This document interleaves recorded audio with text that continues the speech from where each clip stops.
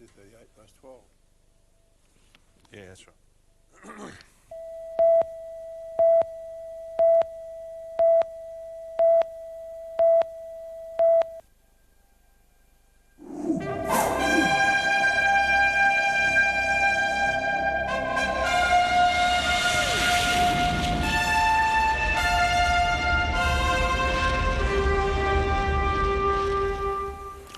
Malcolm Atwell was one of the toughest, most unrelenting footballers ever in the history of the West Australian Football League.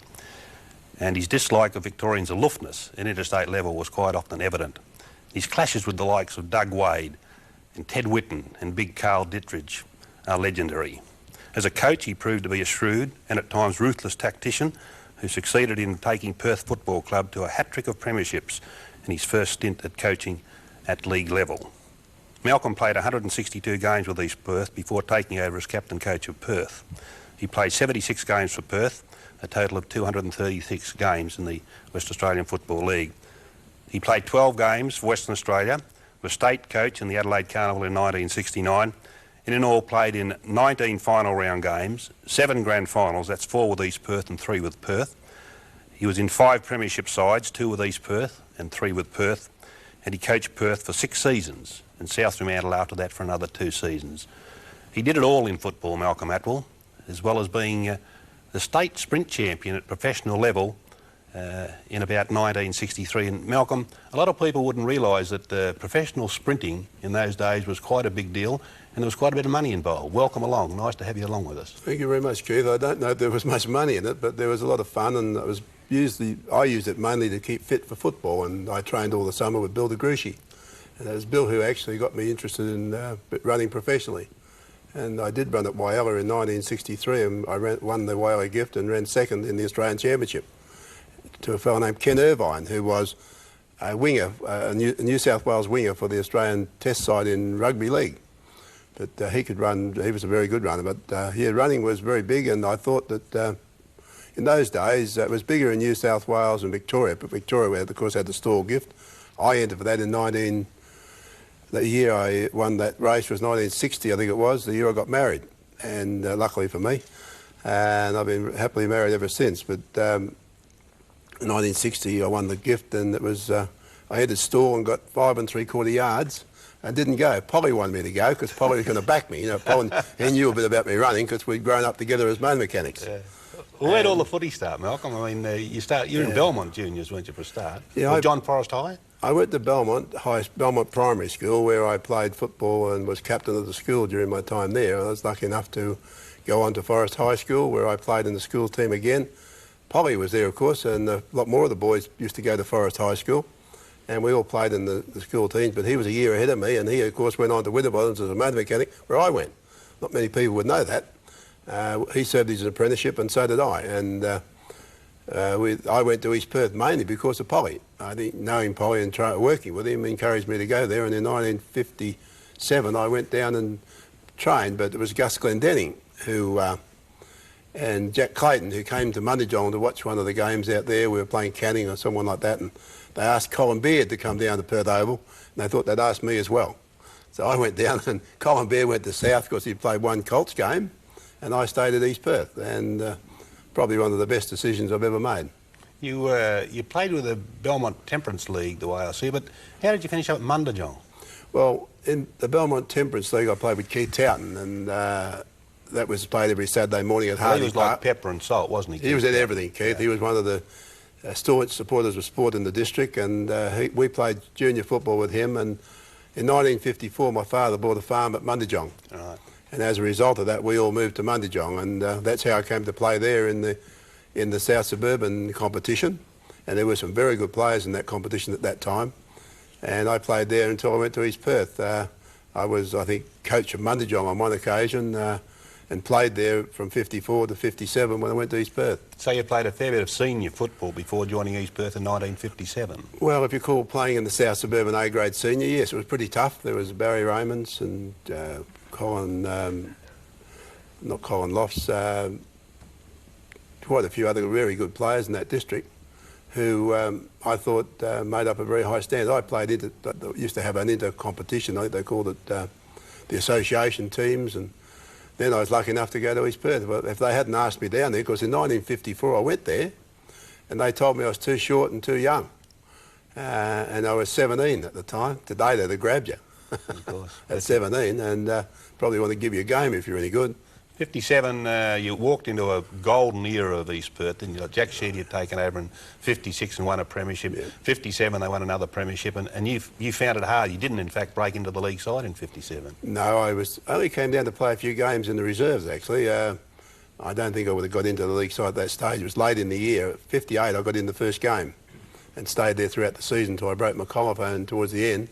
Then they put me back in the grand final with collarbone just mending, and we won it. And they were great years. I've got a bit of a thought about the great years of football. Like East Perth had Freddie Book and Jack Sheedy. I thought was a great combination. And you had Percy Bright and of course Hayden Bunton. And South Fremantle in their heyday had Jack Polinelli and Clive Lewington, I think it was, who were very successful combinations. And I think I was lucky when I went to Perth. And I make the point that I think the president has as much involvement in the coaching success of a club as the coach does. Because if you've got a good administration and a lot of support around the club, then I think that it makes it easier for the coaches. Certainly. But that East Perth era was magnificent. And what a back line. I mean, I used to have to play in the forward line. It was a pretty daunting thought the week before you played East Perth to line up against the likes of Atwell and Hunt and Watts and Charlie Walker. What about Charlie? Old Charlie passed away recently. That was disappointing. I went down to his funeral, but a lovely man. And they talk about me being tough. Charlie Walker, he drank a bottle of eucalyptus after one of the grand finals and still came up front. Wonderful guy. And those guys were tough. Dobby Graham and Ray Giblett, Jack Hunt. They were probably the toughest back line that was in the comp at that time. Certainly, and it was, as I say, quite daunting to go in and play against them. Yeah, they used to hit you hard, didn't they, Keith? They did, but they were good guys, weren't they? Oh, yeah. Had a bit of character about them. All played the ball. Yep. Yeah, good fellas. And Laurie Kennedy, we shouldn't forget him. Laurie was a great player and still is a great sportsman and made a big contribution to East Perth Football Club. Certainly, he was president. Yeah. Oh, yes, as a player and off the field and on the field. No, one of the great East Perth men.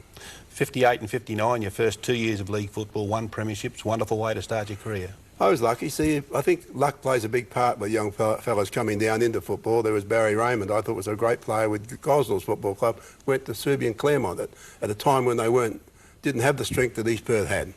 Had he gone to East Perth, I think he would have been a much better player, would have played a lot of league football. It's opportunity, I think, creates the opportunity for you to, and luck, perhaps, to get into the competition like I did as a back pocket player. That's all I was, a back pocket player, and I played in my first state game on Bobby Skilton and Alan Aylett, two great players. They frightened the bloody life out of me, but Skilton, I think, is one of probably the best footballers of all time. Yeah, Bobby he won 3 Brownlows. What a great player he was, and to play on him was a great pleasure and an honour.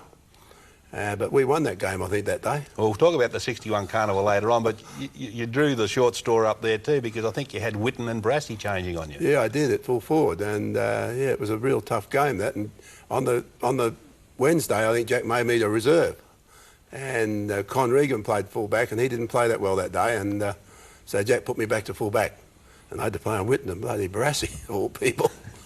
Anyway, how important was getting back to East Perth, because they were in the middle of this golden era, but how important was Polly to East Perth in those days? Polly was, many say he was East Perth. It seemed the whole side revolved around him. Polly was, well, we all know how great he was and what his contribution to football was, both at East Perth, at the state level, at a national level, and probably he's contributed as much as any football you'd ever know, on the field in particular. He had a big influence on East Perth. He made, I think, probably average footballers very good footballers. And he had the ability to bring them into the game with his handball and the way he took control of the game. He made it easy for us backmen because the ball didn't come down there too quickly. He was a very, very good player and had a big influence on East Perth. And I think him and Sheedy were an excellent combination. And on top of that, as I said earlier, Freddie Book, he was a real character of the game and made a big contribution. There was no other team but East Perth as far as Freddie was concerned. And I think that was sort of filtered right through the whole club at that time. He was labelled after the 1961 grand final, the Laughing Cavalier. Oh, yeah. But getting on to 60, you were runners-up in 62 to West Perth. Yes. And they beat you easily. And big Brian Foley won the Simpson against Polly that day. Oh, Brian was a good player. A very good player. very honest player, and made a big contribution to football in West Perth also. I think that, no, he wasn't of the Farmer calibre because he couldn't leap like Farmer could. I think Western Australia saw the best of Polly Farmer, because when he went to Melbourne, he had to change his game. He didn't jump in Melbourne because of the mud. He didn't get off the ground as often. And he came back from Melbourne. If you remember Polly, when he came back, he was bigger and stronger and more bulky. And he went to the gym and developed his leg. He had a bad leg and got over that. He got over a lot of problems, Paul, to be a champion in Victoria. You know, there's not many players would have done what he's done. Do you agree with me, Malcolm, that the Vics never really saw the best of Polly? I mean, they saw a great player, but that period between 1954 and 1961 in Western Australia, when he was like a cat, I mean, from one step he'd sit on your shoulders, and I mean, we saw a different side of Polly to that the Victorians saw. I thought we saw the best of Graham Farmer, and although his style of football had to change, and he was brilliant in Victoria also, but here he was like a cat. He could leap from a standing start, and he was more agile. He leapt higher. I think that in Victoria, of course, the game changed, and he adapted to it, and that's why he's such a great player. Certainly. In 61, you were runners up to West Perth, and I think you made your state debut in 1960 against the Vics. Yeah, I did, right? In the back pocket with Skilton and Aylett. In 1960, West Perth had a very good team. I think Williams was in the centre in those days. Don Williams. And he played, and the bloke who played on Johnny Watts kicked a few goals that day also. Ross Ayres. We haven't seen him since old Roscoe, but he's around somewhere, I think. Don Williams, what a star he was in Brisbane. Yeah, Don Williams, he was a good footballer, wasn't he? Yeah, he really was. To have in a side like in those days, to have Don Williams in West Perth was a very good player to have in your competition, and very hard to replace those sorts of guys. 61, you beat Swans by 8 goals in the second semi, and what was the attitude of East Perth going into that grand final? I mean, you were 40 You really have to bring that up, Keith. I thought we'd missed that one. I thought we'd touch on it. 1961 was one of those years when we just dominated the competition, I thought. Certainly did. Sheedy thinks it was the best East Perth side of all of them. I would think it would be. It was a great team, one of the best sides that's come into the competition here. And maybe it's to your credit and Hayden Bunton's that you're able to work them out. And on the day, you took us apart. We did win by 8 goals. I think that wasn't good for us. We'd had a good year. We'd had an easy year, really. We won by some big scores. But no, the individual should have known better than that day. I walked from Subi to East Perth. I wasn't going to go back. I was that disappointed. Disappointed that we'd lost this game, which it's one of those games you should never lose. Well, no one could believe it had happened, and there was talk of money changing hands and all that rubbish. A lot of rubbish. No, the proof of the cake's in the eating. You went on and won the next 2 grand finals. Exactly. So at the side, you had an excellent side. Like one of the most underestimated footballers that you ever had was Ken Bagley. Certainly. What a great player. He could kick left and right foot, played in the centre, run with anybody. Yeah. And nobody, he was always contributing. He wasn't a Lair or a Leary type of player, or a showy player, I might put it, but he was a good player. Well, in that 61 grand final, he took 10 marks in the first quarter. Oh, I wouldn't doubt that. That's what won it. Yeah. He's a good player. But we went out that day, Malcolm, determined not to be humiliated. I mean, you humiliated us in the second semi-final. We did, yes. And we wanted to put up a good show, and we had a few little tricks up our sleeve. But I'm just wondering, the attitude of East Perth, do you think there's some complacency there? A little bit? No, I think we went out there 100% to win. You were just better on the day, and I think that you had a big contribution. You've nullified Farmer. Who can do that? There wasn't nobody expected it to happen, but it happened. And you had Kenny Bagley in the centre playing so well, and you had Castledine was in the side. Yeah, and Nesbitt was a very good player, a good ruck rover, and you had the full forward was... Lindsay Johnson. Johnson, yeah. Well, a few words to say about Lindsay later. As an umpire. But I thought that your side was a very good side, and it went on for the next 2 years. So the proof of the cake was in the eating. You actually performed so well that day, you went on to show that form in the next 2 years. Yes, I think so. The players were there. I think the public and the other clubs just underestimated Swansea. We underestimated the ability of the Ken Bagleys and the Keith Slaters. Yeah. I think, if anything, Jack underestimated their ability, and we didn't work hard enough at beating those players. Yeah. He was a character, Lindsay Johnson, even to us, you'd give him a bit of cheek and he'd wave the whistle at you and say, not this quarter, Spud. And you'd bet your life he wouldn't get a kick that quarter. Yeah, he was. He was. He in those days, I think some of the umpires had an influence on the game more than they do today. Well, I never ever played under an umpire who was younger than me, and most of the guys I played under had played a bit of footy. Yes, Ken Scott was Ray Scott, excellent umpire.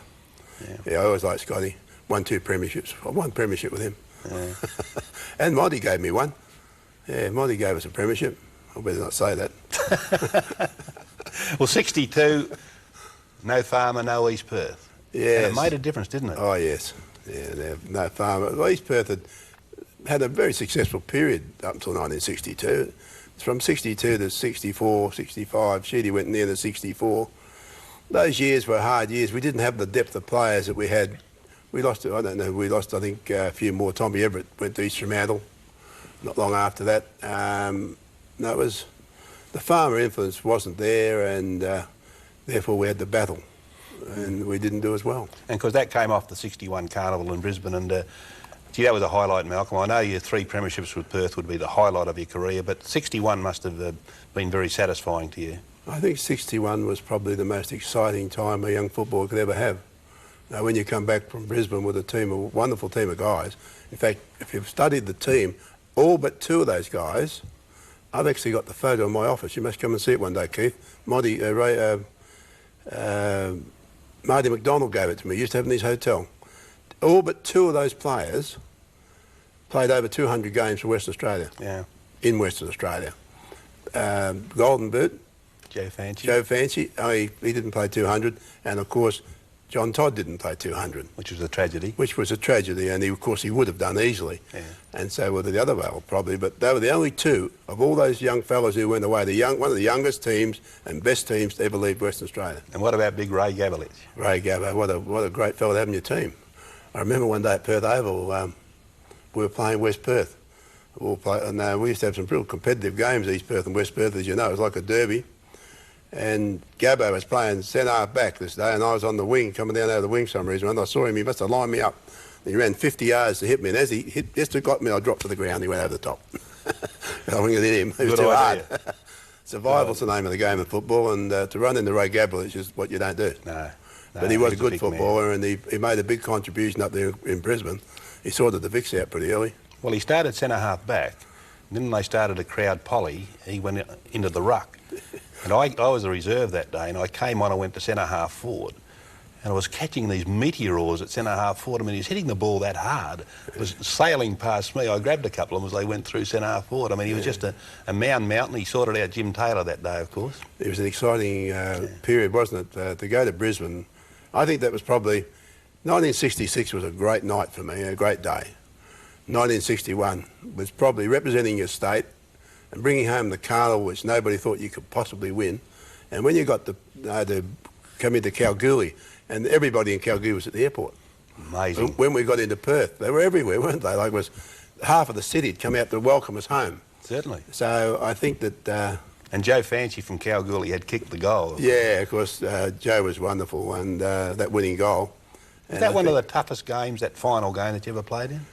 Well, I don't know about, yeah, it was a tough game because you're playing on the best footballers in Australia. When you're playing on Whitten and Brassey and they're changing on you, and Aylett, Dixon, and those sorts of players are in the side.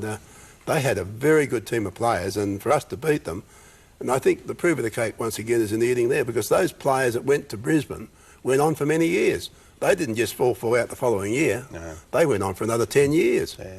And that proves that the side that went away, Ken Bagley was in that team. Certainly. What a great player he was. And Hayden Bunton was our captain. As it turned out, he took the place of John Colgan, who broke down and couldn't go away. Mm. But we had a very good team of players. Well, you were voted our best player in that final, I think, weren't you? I was one of the better players. I don't think they gave a Simpson medal for some reason, but I... They gave, in fact, what's his name? He was the president at that time. Ken Miller, was it? No, it wasn't Ken. Before Ken... was it Pat Rodriguez? Pat Rodriguez said to me after the game, he said, Mel, I tried to get you in the All-Australian side, just couldn't get you there. So I missed out. It doesn't matter, I played in the team and I enjoyed it. Yeah. I never even thought about it. I thought that coming home with Sheedy and the time we had up was a wonderful time we had in Brisbane. Jack did a good job with us, took us down to service. And the old Regatta Hotel. The old Regatta Hotel. And in Toowong? Yeah, we had the Maori High Fives playing all afternoon. I've never seen a team of footballers sit and listen to music like they did that day. At the Oval, or there's some special place there. I can't think of the name of the place where it is now. It was in Surfers Paradise, I know. And we went back to Brisbane that night. We're late getting back for training. Jack got back early because he left early. I think Faye told him to go home. He wasn't allowed down in Surfers Paradise. Yeah. Marvellous experience, Malcolm. But of course, The Vicks gave us a big plug for 1962 when we had to play Victoria on the Melbourne cricket ground, and they said, we'll give this game a real big shot in the arm. If you let us down, then we'll forget interstate football. And of course we went down by, what, 17 goals? Yeah, well, the MCG was a different ball game in those days. In Brisbane, everything was equal. If anything, in Brisbane, it was a bit unequal because the grounds were very hard, more suitable to us, I think. I didn't like the first day because it was like rocks. On the game that we played, the Vicks, the rain had come and had softened it right up for us. It was quite good, but the Vicks were used to playing in that heavy going, and we never, when we played interstate football on the MCG, and I played there in 62. And in 64, I think I played there also. But well, you were determined to make your mark in 62. I mean, Wade kicked 10 out of about 25, so he had to kick them, but you made him earn every one, Malcolm. Yeah, he was playing in a very good team, and he was a good kicker of the ball, wasn't he? He was a big, strong player, and you had to make him earn his kicks. You did. But I'll never forget a game against Victoria on the MCG where Whitten and I ran into one another. Teddy Whitten, like, he has to rank with... He had all the skills and all the guts of a footballer. He could do anything. And he ran at me at 100 mile an hour, and we both kept going and collided. I've still got the lump on my arm where we got up off the ground and he went to a back pocket. I think I went to the other back pocket because we'd just taken so much out of ourselves. But normally centre forwards wouldn't give you that much sort of a contest, but he did, and he never relented. He was a great plaer. Yeah, he got a whack in the eye, didn't he, in that game? I mean, it wasn't me. But he, I couldn't catch him. He said it was. Did he? Oh, maybe. But it was a real tough performance by you. But as fullback, you had no chance because our midfield was nothing. I was, I might have been on Wade. He was a very good player, and of course, playing on Whitten, he was a super player. So we came off that loss, and then we went to Hobart, didn't we? No, that was 64, I think, Hobart, wasn't it? Yeah, I think this one we came back and played South Australia. They did us in Adelaide quite comfortably. And in fact, South Australia came here and did us again. So we were, after 61, we had a bit of a lull. Yeah, I don't like remembering losses. No, we forget them. 63, East Perth kicked back again, Mel. Yes. They made the 4 and they played Swans in the first semi. Yeah. And it was the Swans' third premiership. And I remember in that game, the first semi, was 5-9 each at three-quarter time. Very wet day. Yes. Unusual, wasn't it? Yeah. We had a good year. We'd all knitted together, and I think a lot of spirit in East Perth that year. We weren't I don't think we were the champion side that Swans were. We certainly would have gone into that game underdogs, but we had a lot of tenacity, and every player made a contribution, which enabled us to get where we were. But fell away in the last following quarter. year, we went down again in 64. We dropped off again. We just didn't have the strength, I think, to carry on with it. And that's 65, of course, was when Kevin Murray came in. Yeah. Well, Sheedy gave it away, didn't he, at the end of 64? He got a bit disenchanted with the umpires, I think. And I don't think Jack was... I think Jack had probably, like most coaches, you run your race. No, Jack had done an excellent job with East Perth. Oh, yeah, marvellous. And to go on would have been quite difficult. Yeah. But the players weren't there that he had when he started. And let's face it, good players make good coaches. You haven't got the cattle, you can't... Well, he had you go nowhere. And Atwell had Cable. I had Cable, mate, yeah. Two of the most single-minded players I've ever known. Cable and Farmer. Nobody would ever have the single-mindedness about the game that they did. Well, they nurtured a flair, didn't they? And a lot of people don't do that. They had their commitment. Their commitment to football was enormous. It was beyond value, really. Valuing Farmer, certainly, and Cable. Oh, you used Cable magnificently too. I mean, that was the other thing. Well, I had a good team around him. Yeah, but he was such a magnificent kicker of the football that you made sure your players tried to use that up. Oh, yes, we used to give it the Cable. But 63, if we can stay with 63, the Vicks came over here after giving us that drubbing, and they beat us by 1 point. And that was a magnificent game of football, which we should really have won. Yeah, the Vicks on Subi Oval weren't the same team they were on the MCG because the ground surface was wasn't to their advantage. That's right. It was too heavy for us at MCG, and we never trained enough on it, and it was evident when we went State of Origin. Our performance was improved because the players trained and played and developed on those heavy grounds. Their thighs and their strengths were there.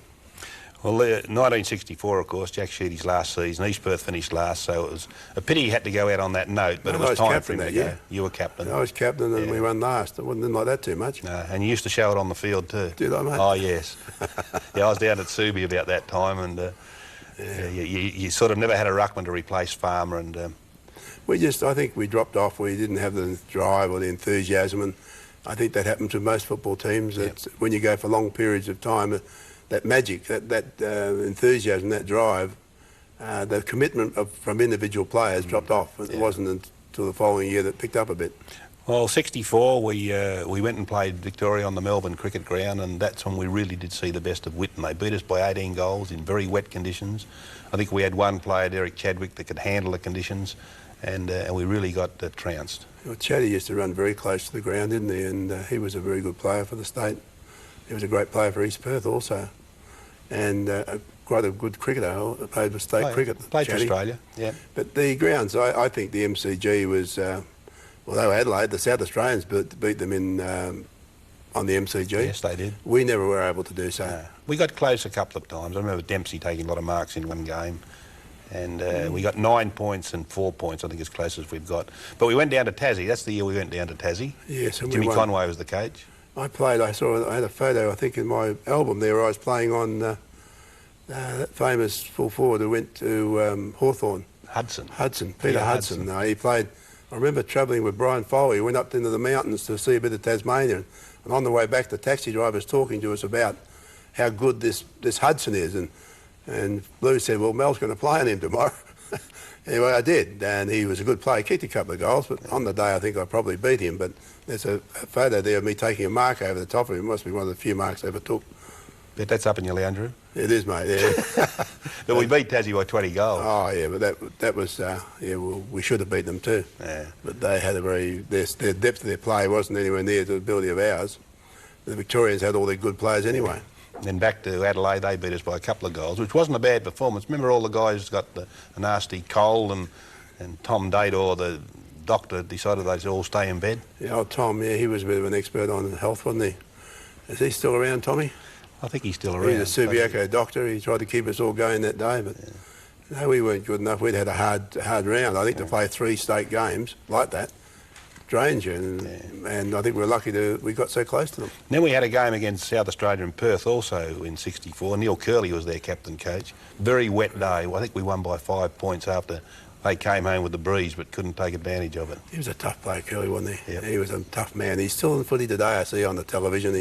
He's really made it his life. He's a Channel 7 man, I think, in Adelaide, and he does it nationally, and a great character. He loves it, doesn't he? Oh, yeah, great. He was a great coach, you know. Oh, was he? I didn't know him as a coach. In South Australia. He must have coached 2 or 3 clubs over there. All South Adelaide, was it? Oh, yeah, I think he coached West Adelaide and South Adelaide, and he was in demand as a coach. You know, he could almost write his own ticket. He was thought by us Adelaide people to be a real star, wasn't he? He was sort of idolised as a legend of South Australian football, and he is. He's quite tough. Yeah. Yeah. I thought a bonus for West Australian football was Kevin Murray coming over, Mel, 1965. Yes. Why would you say that? Oh, he was just one of those types of footballers that was very respected, and he was just good for our competition here. He finished up being a state coach and, you know, a good player, and you don't agree with me? No, I don't disagree with you. I think he was a great player. I think he was an exceptional player. He played great football in Victoria, and also for Fitzroy. And he played very good football for East Perth as a playing coach. I think that we got to, I can't remember the position we got to in 1965. Oh, you finished 6th in his first year. His first year, and the following year I went to Perth. Yeah. And I think sometime he wasn't as strong as he could have been. I think he was a real tough player, but as a person, I think he should have been stronger. Yeah. But he was everyone liked Kevin Murray. He was a great friend of everybody's, and I liked him also. Yeah. But I think he should have been tougher with us than he was at the time, because he had some pretty strong personalities he was coaching. So I think he made a contribution, but he never stayed for very long. He had trouble with his family and had to go back. Yeah, well, 65, of course, we played Victoria down at Subi Oval and beat them, and that was a highlight. Bob Spargo kicked a bundle of goals and won the Simpson medal, and that really was very exciting times for West Australian football. Yeah, I think that it was. Bob Spargo of Victoria, we come back from Victoria with West Perth and had done a good job. 65, any victory over the Victorians was a good victory from my point of view. I used to sort of, I suppose, the attitude of the Victorians did stir me. They had an arrogance about themselves, and probably rightly so, because they were very good footballers. But if you allowed yourself to be intimidated by this, you would never win. There was a lot of bluff about it, Malcolm, wasn't there? Yeah, if they were challenged, they weren't so tough all of a sudden. No, you tell them one-on-one they weren't. No, but as a team they were very strong. Yeah. One-on-one, no, they had their tough blokes, but I can't think of the guy who got Greg Brio and Teasdale, was it? Teasdale, big Bob Teasdale. Noel Teasdale. Noel Teasdale, not Bob, Noel Teasdale. With the headband round his Oh, head. yeah. Poor old Greg that day. Yeah, it was unlucky, but... he was another great player for Perth, wasn't he? What a great player. But we're going to get on to Perth now. Yeah, what a great player, mate. Malcolm, what an era of football. Now, you weren't the first selection for Perth, were you? I think they'd made an offer to Skilton and Teasdale. I think Aylett was in there too. And Verdenhow. Could be. He was mentioned in dispatches. And all of a sudden, you were appointed. And what a bonus that was for the Perth Footy Club. Well, that came about, Keith, because in those days, Jack Sheedy had the Carlton Hotel. And one day I was with President of Claremont and John O'Connell, who I know so well, and Pam, and I was with John doing a radio show at Horton's, of all places, Cliff Horton's place, in Hay Street. And they were talking on the radio about how all this money was being paid to these Eastern State coaches. And I thought, well, maybe I should have a go at that, because it was 1965 and I was getting towards the end of my, I thought, playing career. I was 28 nearly. And so I went down and saw Jack and spoke to Jack about it. He said, oh, you should do. So he rang up Jack McNamara, who turned out to be a real good friend of mine, old Jack McNamara. He said, yeah, I'll come and talk to Mel. So he came and talked to me, and the next thing I know, I was meeting this bloke and meeting that fellow, and I became coach. So it was, to me, it was an excellent decision for me. That's been the highlight of your career, those 3 premierships. Hat-trick of premierships first up. Oh, it was great to just be able to be a coach. I think I was selected to be a coach. I had no coaching experience. I'd had a lot of playing experience, and I'd done well as a player, and I think they saw me as the sort of player that would be a benefit to the Perth Football Club. And I think I chose them because I saw them the year before, and they had a lot of good players. There's some good, not only Barry Cable, but with Graham Ramshaws and Graham Edwardses, and they were some really good players. And Greg Brio came on the scene, and Peter Krepp played Miller on the there in those days? Ray Mills. Miller? Yeah, Ian Miller. Ian Miller came no later. Ian Miller came later on. The first he year was in one of the premierships. Oh, yeah, he didn't come that year. The first year he wasn't there. But he was a very good player also, Ian Miller. Yeah. But the players that Perth had encouraged me to go there as a coach, and I think the most outstanding thing that stands in my mind why we were successful was I had the support of Cliff Horton, who is a wonderful man and a great friend, and was a great leader and a great president to have when I went to Perth Football Club. It appears to me, Malcolm, that coaches and presidents go hand in hand. Well, if you had Button and Bright, as you mentioned, and Fred Book and Jack Sheedy. Jack Polinelli. And then you had Johnny Cooper and John Todd at Swan. Yes. Yeah, I think that those sort of eras do happen, and you can have a win this year and lose the following year, but to win 3 or 4 in a row is a big job, and I think to hold a club together for that long is very difficult. Yeah. Well, you won by 16 points. You beat East Perth. Yes, and Cable won the Simpson. It must have been a great grand final that year. I don't think... How important to you, Malcolm, was the element of surprise? Like you went and played on a half-back flank on young Mark O'Donoghue, if I remember rightly. I think that had a big bearing on the game too. I think that you have to pick the individuals out, as we did, and like they do today, you've got to have man up where you have to, and we manned up where we thought was best to suit the team. And in 1966, East Perth probably never forgive me that premiership because they thought that they could never... They didn't think we'd ever win it. The game itself, there's me standing at the back of the pack with Bobby Shields was a good player for us at that time, a real Did you start favourites in that game or East Perth? We were finished on top for the season. I think East Perth, I'm pretty sure we did. East Perth would have been one of the favourites. East Perth thought they were going to win it anyway, but unfortunately for them, we knew more about them than they knew about us. Because I'd been there for a long while and all the players, I knew them. But the element of surprise was very important in your coaching strategy. Oh, yes, I did all the time. We always tried to upstage them if we could, but it was a great fight out there. I think the East Perth, that day, Perth weren't going to lose at any cost. Well, they had some good players, didn't they, East Perth? Donkin and... Well, Keithy Donkin was a superstar. He was a Barry Cable-style player. If Donkin had gone on and been allowed to go on, his farming put him back, I think, but had he been able to go on, he would have been anything. He could have played in Victoria and been very, very successful, this bloke. As the big droppy. Oh, yeah. And, of course, Derek Chadwick was in their side. Your ruckman was big Barry Chittleborough. Yeah, when I went to Perth Football Club, I walked into the room and everyone in I could see when I first went in the room was about my height. And I thought, crikey, I'm not going to be number one ruck. And as it turned out, I got a kick the whole one of my good drop kicks. Paddy Dalton was a good player for us also. Well, he was a Sandover medalist, of course. Right, this bloke was a good player, this Jensen. What about that number 9 for East Perth? Wasn't bad. Yeah, he was a pretty good Sydney player. Jackson. I saw him yesterday at the football set. He's a great fella, isn't he? He's now doing something in private enterprise. Sid? Yeah, some lurk he's got. Yeah. He's a character. Yeah, he's made it very well, hasn't he? He's a likeable devil. But that was a really great grand final, and I mean, there's not many coaches, Mel, that win or succeed first up at the top level. I mean, usually, you know, you can take your Sheedies and your Todds and all the good coaches, and Bunton, they all had a stint of apprenticeship before they had success as a coach. That's you right. walk straight in, and it must be some sort of an Australian record to walk straight in and have a hat-trick of premierships. I walked into a very good team, and I walked into Barry Cable. Now, look, Cable, let's face it, now he has to be pound for pound ranked with the best footballers in the country ever. Now, if you're going to select the best, who are my best footballers of all time? Now you're looking at Cable's one of them. Now, he was such a dynamic player, and he did so many things. If you said to Cable, I said to him one day, I said, Cabes, you haven't kicked any goals for a while. And he said, oh, yeah, I kick a lot of goals. I said, I haven't seen you. So he went out and kicked 6 goals.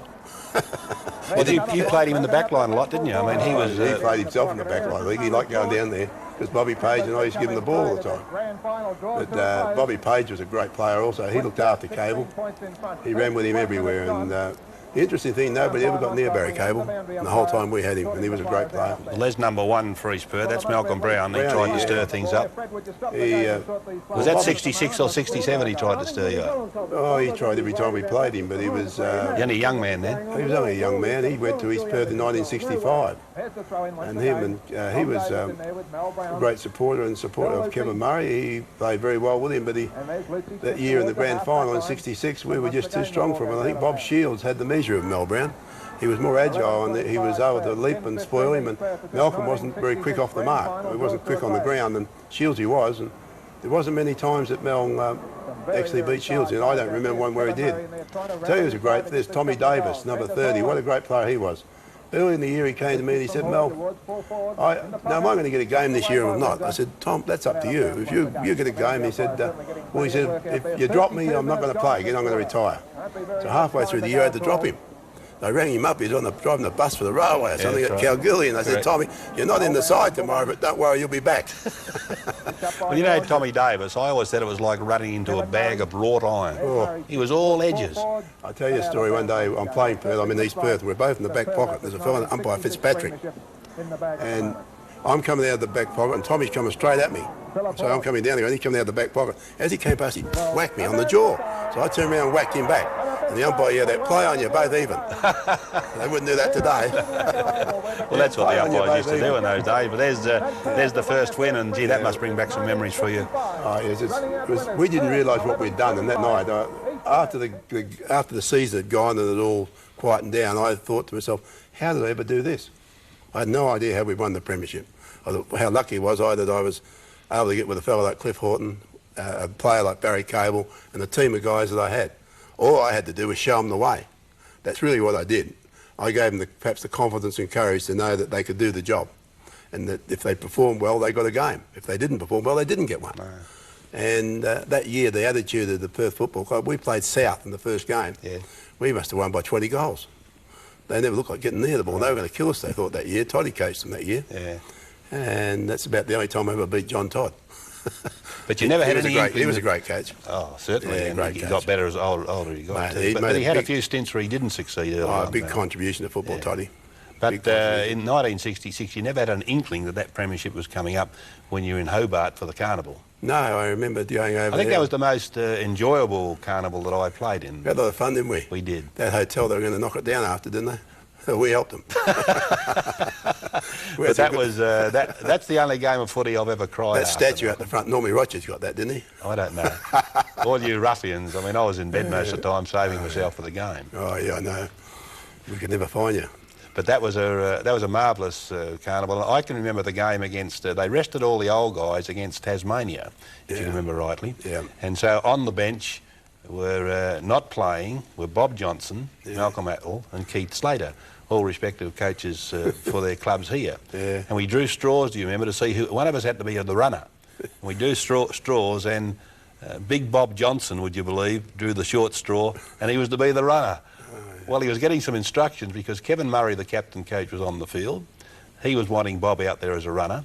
We were coaches in our own right, sending Bob out with instructions, and poor old Bob, I think it might be the first time in his whole life he went to bed early. Would have been. He never worked that hard, but he was a good player. He was. But he was a good player. Yeah. Tall man, uncanny, and could kick a lot of goals. Remember the final of that?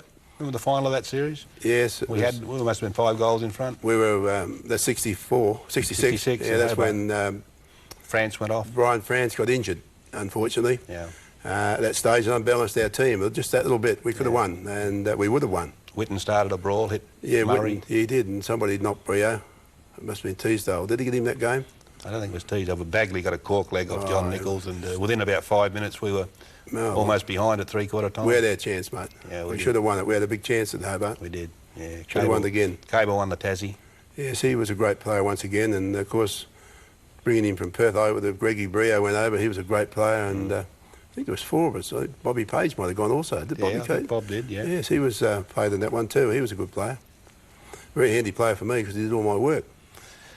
Well, in 1967, it's not easy to win back-to-back premierships, but once again, you beat East Perth by 3 goals. And the element of surprise again, Malcolm. Fancy you kicking 6 goals in a grand final. I think we were a bit lucky because that year I was playing in South when I got reported by Ray Whitbread. Whitfield, Ray Whitfield, that's right. He put me out when we played South River. I ran into the back of young Scotty and accidentally knocked him over. And as it turned out, the ball bounced my way then. Bit of pace though, Malcolm. A bit of pace, he couldn't catch me, mate. One of those better days. Well, what prompted you, did you just come off an injury? What prompted you to play full forward that day? Well, I said earlier on today, I'd been suspended, therefore I couldn't play in the second semi. I'd missed about 3 games. It wasn't an injury, it was a 6 weeks. I hadn't played for 6 weeks up until I knew I had to play in the grand final. And I thought, well, where am I going to play? I've got to play. I couldn't put anybody out. And I thought, well, the best place for me to play is full forward because you don't have to run too far. And I can conserve my energy to be able to play on the ball when I want to. Because I remember Paddy Astoney saying to me one stage in the last quarter, you've got to have a run. I said, no, go to Bugger, you keep going. And he was straggled off down the ground. Anyway, I waited for the last few minutes before I went on the ball because I wanted to make sure we won it. But that day, that's why I played on a young fellow named Lindsay Hay, who was an inexperienced young player, and I think East Perth heard and not moving him quicker. They left him on me all day until they brought Bradley Smith well into the game. It was too late then because Smithy would have matched my strength.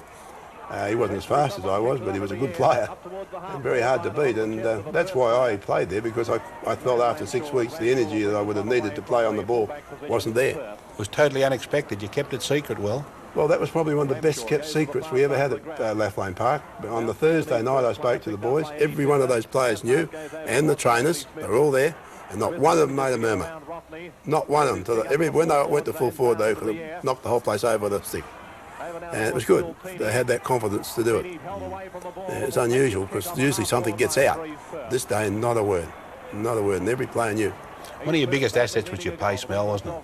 Yes, I think I was 14 stone, don't forget, and I could run even time. I'd run, in fact, at Wayella, I ran 5 in. Yeah, you're pretty hard to tackle. When you're running that fast, it's hard to stop you. Yeah, it is. Not many people want to do, Keith. Well, I remember you clashing with Fred Castleline one day at Perth Oval. Yeah, that was like high noon. Was it ever, yeah. You remember that? Yeah, I do. You decided to take him on and he decided to take you on. There was another day too, that was a wonderful day, but he was a tough man, wasn't he, Freddie Castledine? Yep. He never gave me a tip on that Perth Cup winner either. But Denny Barron, he was one of the toughest players of all time. Yes, he was. I remember running into him at Subi Oval one day, and by God, he was tough. Just stopped us both mid-air.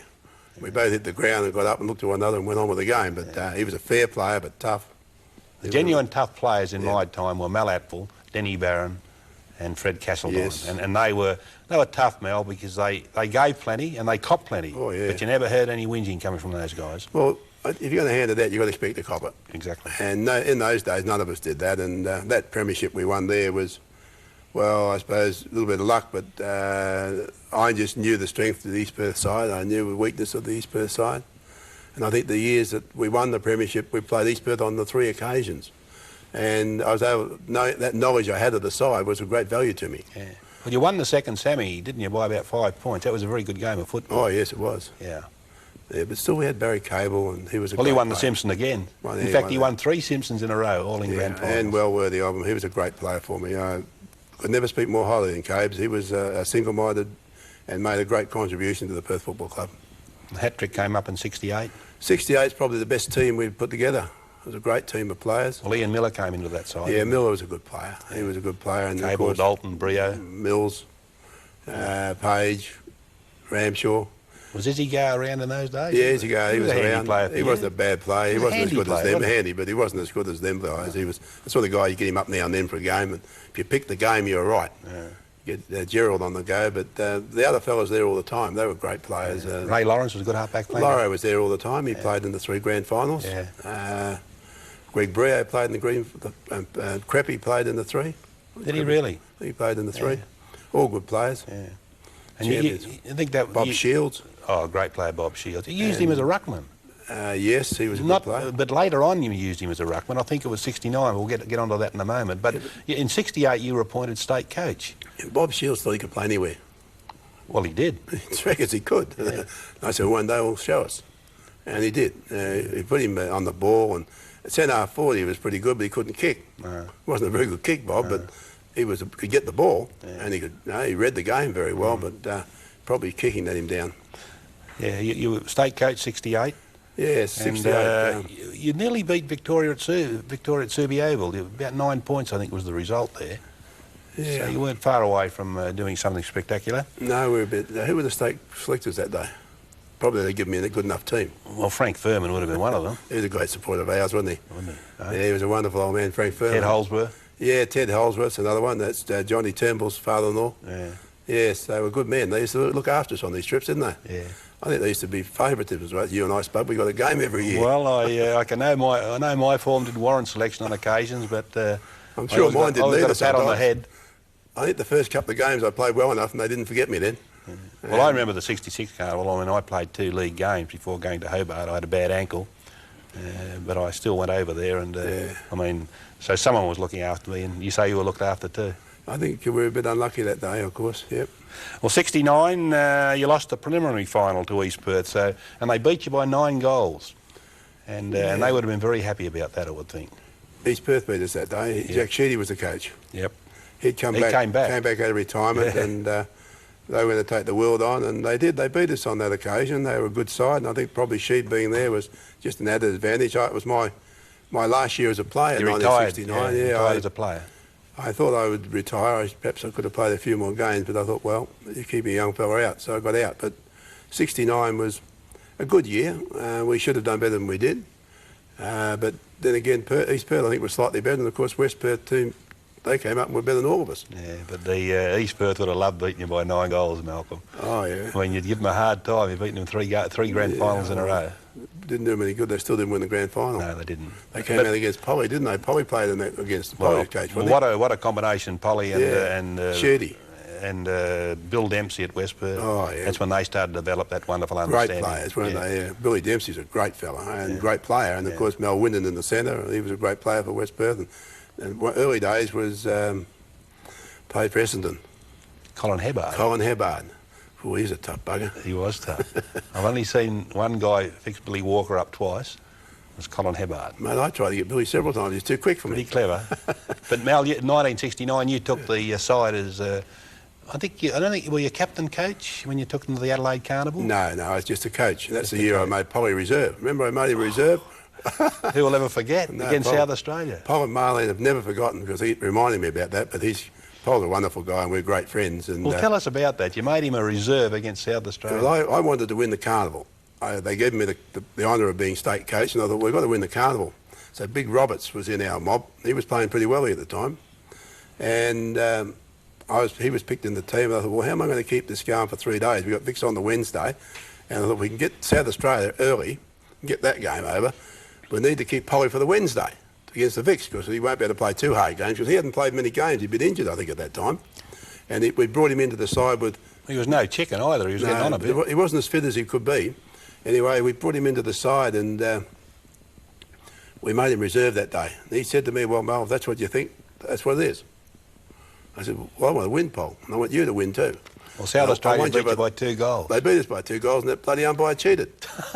His name was Blue, wasn't it? I don't know. Yeah, I'd have blued him, but I got hold of him. But that day we should have won, and Big Roberts played his part. Yeah. And Polly came on in the last quarter. That's the Whale. The Whale. Roberts, Whale. He came on. He played well, Roberts. Yeah. And, of course, have 2 big men like that in your side, we were lucky, but anyhow, the long and the short of it was that that's why I made Polo reserve to win the final. Yeah. Well, you went down by 8 goals against Victoria. Oh, yeah. What wasn't the final, it was the last game, wasn't it? Do you remember Polly Farmer came into the rooms at half-time, and I tell you what, he'd given every ounce of energy and strength and skill he'd had.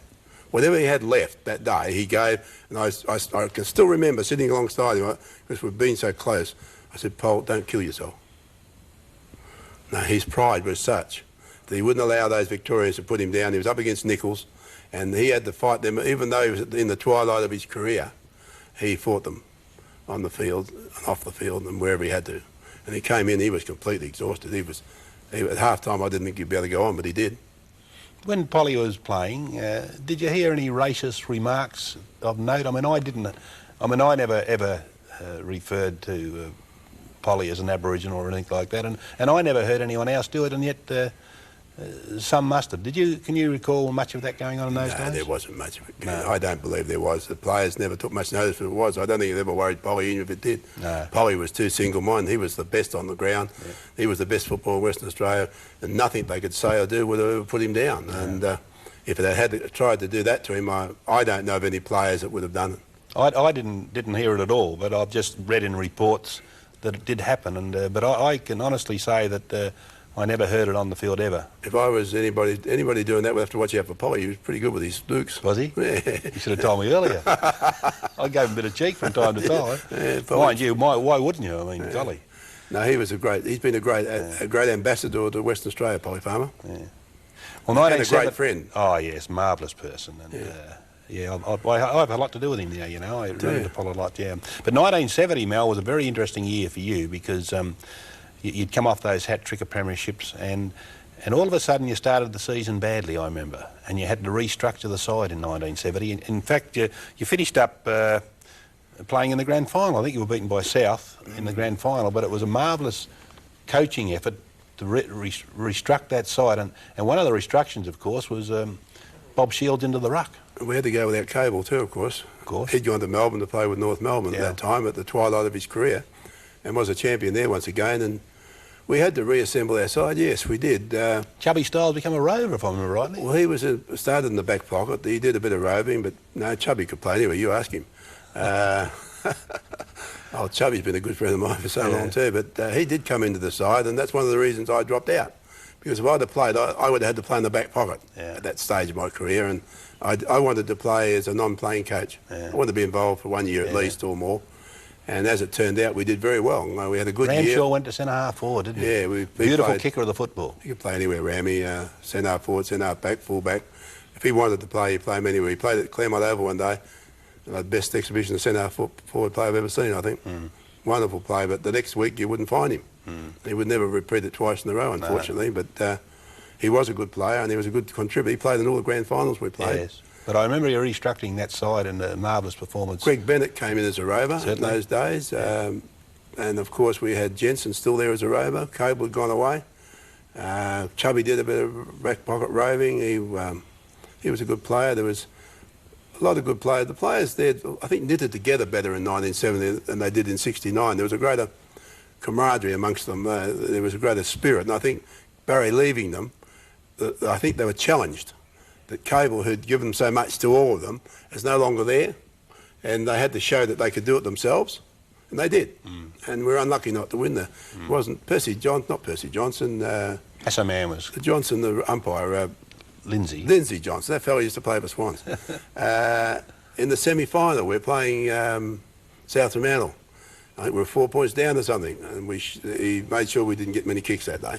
He gave us a hard time. I always remember that. You must have been giving him some cheek. I must have done. I was in the grandstand, mate. I was sitting up here watching the game, and in the grand final, I'll never forget this. Young Cousins I brought him down from Armidale at 17 years of age, and that was his first year in 1970 with the Perth Football Club, and I put him into the side and for the grand final.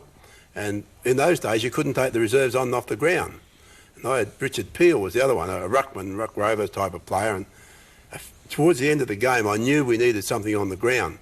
And I made a mistake as coach. I was sitting in the grandstand up with my two-way radio, and I said, put Peely on. And as I said it, I bit my tongue. I said, for Christ's sake, don't do it. But they didn't hear me. And they put Peely on instead of Cousins, we really needed the skill and ability of Cousins as a rover Marvellous player. to give us a possibility of winning the game. And I writ for Richard Peel, who was strong, and bad decision. I think that day, although South won the game, I contributed to it by not putting him on. 1971, your last hurrah, you didn't have any success. In fact, you finished 7th, and then you were replaced as coach. Yes, it's a bit difficult to be replaced as coach. Is it? Yeah, it's a bit hard to take that at times. I suppose it's a bit of a dent in your ego, isn't it? No, nowadays I look back more maturely, I think, and think, well, no, you had a good run, and perhaps you should have. But nice to have retired. Well, I suppose I could have retired, but I didn't want. I said I wouldn't retire, and I should have. Thinking about it, I think I'd had a good term, and I think perhaps that they then appointed Ken Armstrong, I think, coach, who I had actually brought back into the club as my assistant. Mistake going to South after that? No, I went to South because Dursey Hughes came to me and asked me would I come down and coach South Fremantle. And I said to Dursey, yeah, if you're going to be there as president, I'll come down.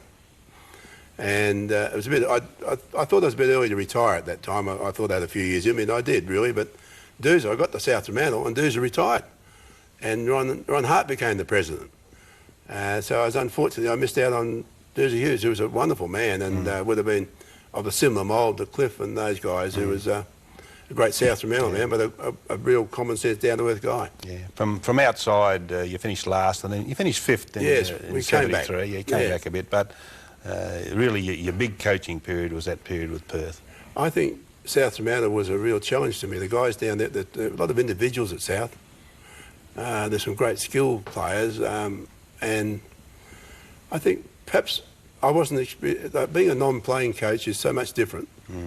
And I'd had that success that 1 year, and I think that I don't think I had perhaps I should have been a bit wiser as a person. And the guys I had to handle, I didn't handle them that well. I think I could handle them better, and I think we'd have had more success than we did. And perhaps I was going head on with guys when I shouldn't have, and I was a bit that way inclined. I've always been a bit of a stubborn bugger, but I wanted to go somewhere and I went. And if the players wanted to go somewhere else, well, they went, sort of thing. And South Fremantle had some good players, but we never really got the best out of them, I don't think. Well, a stint out of football. I didn't anyway. A stint out of football and then back as president of East Perth for 3 years. Did you enjoy that? I went back to East Perth really against my better judgment. I never really wanted to be president of East Perth or any club. I think it's a very demanding job, and I had my own business I was trying to run at the time. I have been running for some years, and I could see that interfering with it, but they came knocking on my door and said I had to come back because the club was this and the club was that, and I said, oh, okay. So I went back and I took Laurie Kennedy with me, and he was a great support to me during the time I was there. I think that I went back into football at a time when football had really run its best race in WA. Well, it was a tough period, and we really were looking at a national competition, and we needed one badly because clubs all around Australia were becoming financially embarrassed. Well, the obvious thing to me was that when you saw the players and saw what they're getting paid, you knew they were getting overpaid. They couldn't earn the money they wanted. And I thought to myself, well, East Perth was in financial trouble, or every club was. The league was in trouble. And we had to do something about it. And we started to do something about it that year, and I got into a lot of trouble over it. I think we sold $160,000 worth of players that year. But I was more intent in balancing the budget that year, as well as getting some football out of our players. But to me, I think that the thing that stands out in my mind is that the quality of player wasn't there anymore. The Victorians had taken all of them. And that was one of the reasons we at East Perth supported the introduction of a national team, i.e. the Eagles, as they've turned out and been so successful. For once in the history or career of Western Australia, we're able to keep the players at home. Well, East Perth put their hand up for entry into a national competition. We sure did. We were one of the instigators. I felt from what I saw, Keith, when I saw the quality of player as a president and what we had to pay them and what they demanded of us, I couldn't see us being any good. The competition was going to suffer, and we were going to go backwards, and we did. Well, that led you into the Eagles, didn't it? Yes. You became a director of the Eagles. Oh, a few years later. What, 88? Only a couple of years later. Yeah, after they had their first couple of years. But you didn't really drop off, Mel, did you? I mean, once you were president of East Perth, you really were involved in the formation of the Eagles club. I was, yeah. I was one of the instigators of the Eagles. Yeah, I wanted the Eagles to be part because I wanted to keep some footballs in Western Australia, and I think the Western Australian public were entitled to see their footballs at their best. And they certainly weren't at their best in the 80s. The 70s and 60s were a different ball game, but the 80s, they dropped off. The quality of player wasn't here. And I think the Eagles themselves, the only mistake that was made with the Eagles was the way they were introduced. They actually wrote a contract which really was going to send the shareholders broke. It was a bad deal. I think they handled it very badly. And as it's turned out, I think we were very lucky that Neil Hamilton, perhaps Bill Kerr, Murray McHenry and those guys got involved. They put their money on the line and saved the float. And there's a few of us, they've all got shares today, and so have I got a few, and Laurie's got a few, and my mates all got shares still, because we believe that, a degree of private enterprise has got some value. Malcolm, we're running out of time fast. You become chairman of selectors of the Eagles, and that was another tough call, because it wasn't all beer and skittles for the Eagles in those days, was it? No ground, no home, in a tough competition. Yeah. Ron Alexander, the coach, then John Todd. I enjoyed, they invited me to come back in later on into the Eagles, because it was Bill Kerr asked me to come back in. Certainly. I was at the Carlisle Hotel, which I owned at that time, and I said, well, I don't really want to, Bill, and he came back 2 days later and twisted my arm, and I said, okay, well, I'll go on as, provided I'm a director of the company and I'm close to what's happening, I'll be part of it. So I took it for 2 years, and during that time I appointed John Todd coach. That was the first thing I had to do, was they were having trouble with the coach. It was poor Ron Alexander. And nobody wanted Ron. He was not that I got anything against Ron. He did a bad job. He's not a bad job. He did quite a good job. Yeah. But nobody seemed to want him, and there was friction in the camp. So I suggested we should appoint John Todd, and he got the job. And I thought he did a good job. Toddy was a great coach in Western Australia. Was it set up for Mick when he got here, Mick Malthouse? Oh yeah, John helped there too. I think Mick was appointed by Neil Hamilton and Kerry and myself and Murray. And Bill Mitchell, we were the ones who made the decision. We had to make the hard decision to get rid of John, who'd done such a great job. But, of course, the other blokes proved the case and eating once again. He's done such a great job, but he's had great players. Certainly. His first couple of teams, up till '94, were excellent in their prime. Exciting times. Oh, exciting times in Western Australia, and what a great thing it is. And still exciting now. I think they're maybe on a bit of a downer at the moment, but it's still exciting. Still a lot of people there yesterday watching the game. 36,000. And they love to see the Eagles play, don't they? Certainly. And I think they will for a long while. Your most memorable game of football, Malcolm? Oh, 1961 Carnival. I think that was wonderful, and I think 1966 was on a par. Right. I think it was wonderful. And what about the best football you've ever seen? I'm not going to. There's no such thing as a best football. There's some great players. To say that Polly Farmer wasn't the best would be wrong. To say that Ted Whitten wasn't the best would be wrong. And Bobby Skilton, and the Baldock from Tasmania was a great player. Barry Cable was equal to all of them. And I think they're all ranked as legends of the game. And to say that one was better than the other would be a very brave man. The best coach you ever played under? The best coach I ever played under would have to be Jack Sheedy. He frightened the bloody life out of me. I remember the first time I went down there, I was frightened I wasn't going to get in the squad, I wasn't going to get in the game, and I had to play or I didn't stay. And I used to hate him for a while. Then I got to love him. And I realised how good he was for me. And the opportunity he'd given me was to be in the back pocket, but I had the right to play elsewhere as the years went by. And I think that his confidence in me proved to me that, and I'm thankful to him for it, enabled me to do what I did in football. Otherwise, I'd never played the games, I'd never coached, I wouldn't have been part of this wonderful game. It's been so good to me both on the field and off the field. Congratulations and thank you for a wonderful contribution to football. Thank you very much, Keith. It's been great to be here.